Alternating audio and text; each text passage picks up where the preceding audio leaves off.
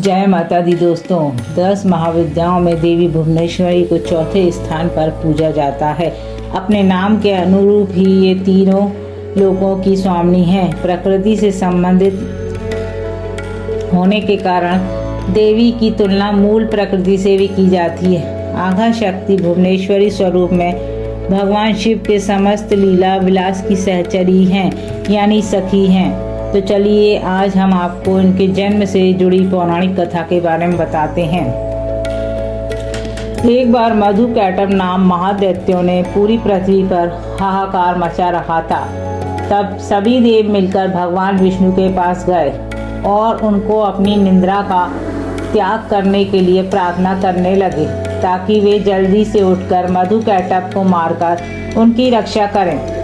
भगवान विष्णु ने निंद्रा का त्याग किया तथा जागृत हुए और उन्होंने 5000 वर्षों तक मधुकैटभ नामक दैत्यों से युद्ध किया। बहुत समय तक युद्ध करते हुए भगवान विष्णु थक गए। वे अकेले ही युद्ध कर रहे थे। अंत में उन्होंने अपने अंतःकरण की शक्ति योग माया आगा शक्ति से सहायता के लिए प्रार्थना की।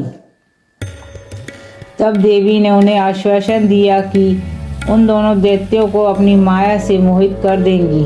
योग माया आगा शक्ति की माया से मोहित होकर दैत्य भाई भगवान विष्णु से कहने लगे कि हमारा वध ऐसे स्थान पर करो जहाँ ना जल हो ना ही स्थल। भगवान विष्णु ने दोनों दैत्यों को अपनी जंघा पर रखकर अपने चक्र से उनके मस्तक को देह से अलग कर दिया। इस प्रकार उन्होंने मधुकैटभ का वध किया, परंतु वे केवल निर्मित मात्र ही थे। उसके बाद ब्रह्मा विष्णु और शंकर ने देवी आदिशक्ति योग निंद्रा महामाया की स्तुति की, जिससे प्रसन्न होकर आदिशक्ति ने ब्रह्मा जी को सृजन, विष्णु को पालन और शंकर को संहार के देव चुना।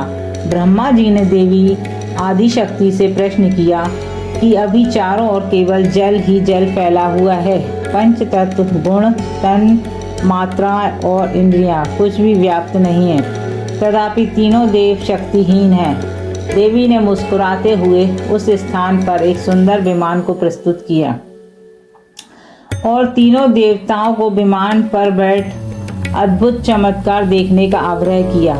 तीनों देवों के विमान पर आसीन होने के पश्चात वह देवी आकाश में उड़ने लगी और उड़कर ऐसे स्थान पर पहुंची जहां जल नहीं था। वह विमान वायु की गति से चलने लगा तथा सागर के तट पर पहुंचा। वहां का दृश्य अत्यंत मनोहर था और अनेक प्रकार के पुष्प वाटिकाओं से सुसज्जित था।